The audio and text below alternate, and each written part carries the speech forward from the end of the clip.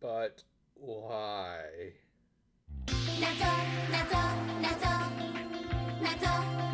We opened this episode with Cheryl coming up with a brilliant idea on how they could get around the upcoming pavilion that was going to close down their school. All they needed to do was move it to another location, ignoring how the convention planners had likely already commissioned a lot of materials based on the geography of the academy, and would likely not just change their plans willy-nilly, but need a plot for this episode, right? Thus, they decided to use a remote island off the coast of Yokohama called Hakejima, which, if this were real life, there would actually be an aquatic-themed amusement park. Fortunately, I guess in this world, it was closed down thanks to Dory or something, but the island was still owned by someone. Thus, they decided to go to the island to negotiate with the owners by mud boat, which usually aren't literally made of mud, and in spite of how this one looked, it wasn't either.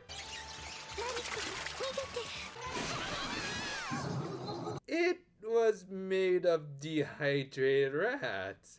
And here I thought JoJo did weird things with those rodents. Fortunately, they still somehow managed to wash up ashore on Hake, but they then soon discovered the worst nightmare for both Kamen Rider Decade and Cordelia, a bunch of sea cucumbers. And speaking of Kamen Rider, they were then captured by these Temu shocker troopers and...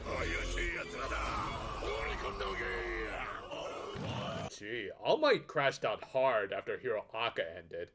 Can't really blame him. But yeah, this dude with the very hairy ass and the skull cup guard that was flesh colored in this one shot, ew, locked them up in a cell. Though, as disturbing as this dude and his octopus were, especially around the underage girls, I actually think the most off-putting part of this whole episode was Cordelia going through a slight mental breakdown due to her claustrophobia. Like, that is her bashing her head against the wall while red flowers came out, and might have symbolized something of a similar color coming out of her.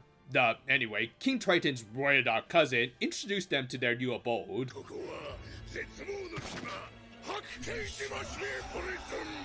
This is bad. You should see the facility they have for IRL streamers. Vampire were also on the island and were totally in incognito as prisoners, except for 20 who managed to go undercover as one of the knockoff shocker troopers.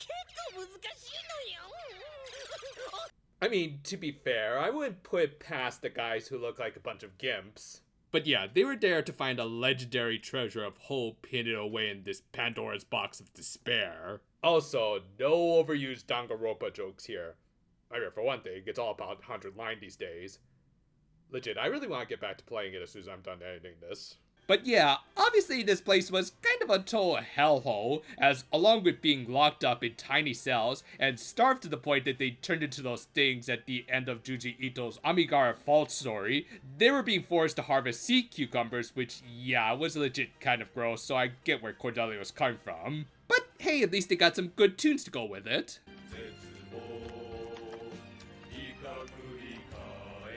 Hey princesses, I think we found some good competition for you. I also give these Puku Mukus this, at least they're not quite as gross as this guy and his nips.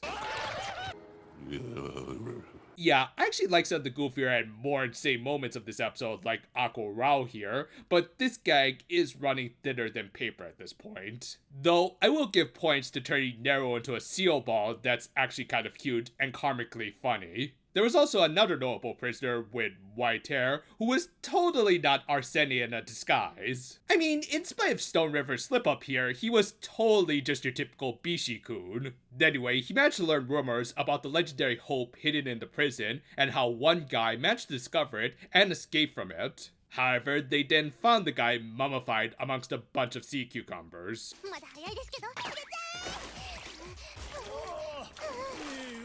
Oh, so this is what's gonna happen to Vitaly in a few years.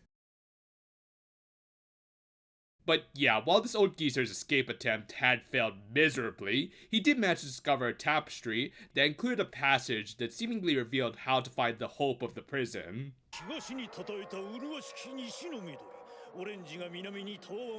Yeah, we get it. It's another iteration of the four gods of Chinese mythology.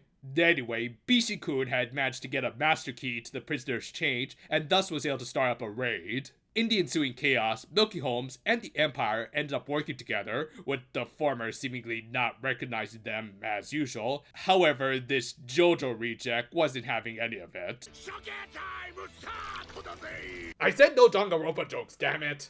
But yeah, he managed to split up Milky Holmes and the Empire into some rather unfortunate pairings. I mean, okay, Ellie and Rat were actually kind of a sensible pairing, while really anyone paired up with 20 would be miserable, but poor Cordelia was already having a pretty rough day as is. Meanwhile, Nero and Stone River were given a fairly cliched obstacle.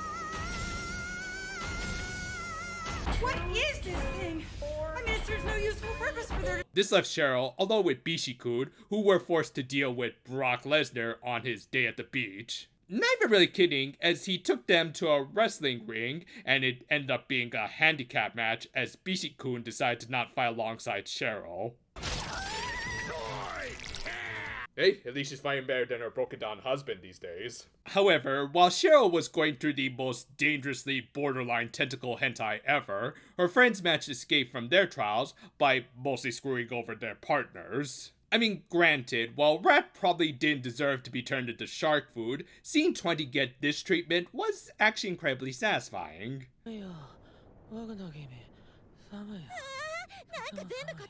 Anyone want to guess where most of those sea cucumbers went?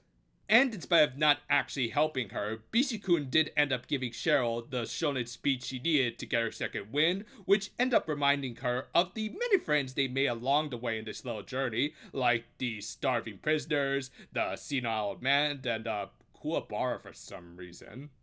Anyway, with her renewed vigor, she was able to let the guy slip up on a sea cucumber and then boil his octopus alive in a giant hot pot. I'll give the show this, they handled their animal mistreatment very creatively. With that, Milky Holmes managed to regroup, and after consuming another innocent tentacle hentai creature, Bishi-kun had figured out the solution to the tapestry, which was to place the Milky Holmes in different parts of the ring that also just so happened to be marked with different cardinal directions, as well as color-coded to each of them. Oh, how convenient! And I guess this unlocks some sort of elevator to the top of the prison. They didn't really show how it all worked, but at this point, why even bother to ask any questions?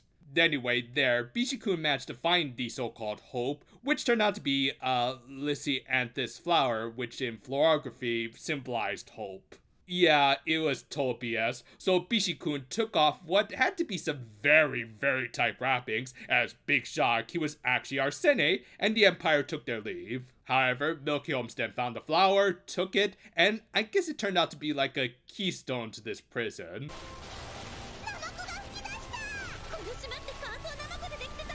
What even is reality at this point? With that, the sea cucumbers created a bridge back to Yokohama, and Milky Holmes led the prisoners back to the mainland. Well, all well that ends well, right? And oh wait, that prison was actually a legit Alcatraz sanctioned by the government, and all of the guys they released were convicted felons. Oops. Fortunately, the G4 managed to round them all up, and we learned that Royal Ricochet here was actually the prison warden. Bruh, you're one to talk, considering that you're arguably guilty of inhumane treatment and definitely of inappropriate work attire. But yeah, the episode ended with Milky Holmes getting some rather unfair punishment because that awful prison deserved to be destroyed, really. Ethics aside, this was an insanely fun little episode. I think this is just another one of those episodes where they let Toshiyuki Sato have free range to animate whatever he wanted, like giving this guy all of the body hair, and Cordelia all of the Kazuo Mezu faces. It just made this episode a visual overload in the best of ways, in that while you will get a bit of a sensory overload, you'll still want to go back and rewatch it just for all the little details. Or maybe that's just me, but regardless, this is just one of the most fun and yet also kind of creative forms of brain rot. There was always something happening, and yet the animation remained fairly smooth and consistent through all of the insanity. The warden remained pure nightmare fuel, and the sea cucumbers, well, the less said about them, probably the better. But yeah, this was mostly a hilarious episode, with even that final twist providing some great black comedy. All the while, Milky Holmes remained incredibly endearing. I mean, yeah, they screwed up in the end, but that was mostly because this prison was already screwed up, plus they did actually get out of their predicaments in some insanely entertaining ways. And overall, that's this episode in a nutshell, just pure insane entertainment. Maybe more magical girls should go to jail if we could get more fun prison breaks like this. Thank you for watching, and if you don't want to have to go to jail, well, don't get a car. Yeah, legit, that's my best piece of advice. But if you do end up going to the Slammer, hopefully you'll still be able to watch our stuff that we always try to upload every Sunday to Wednesday. Look forward to whatever comes next. Until then, though, farewell for now, my friends, and if you'll excuse me, I'm going to go watch something that's actually even more insane than this episode. Actual body cam footage.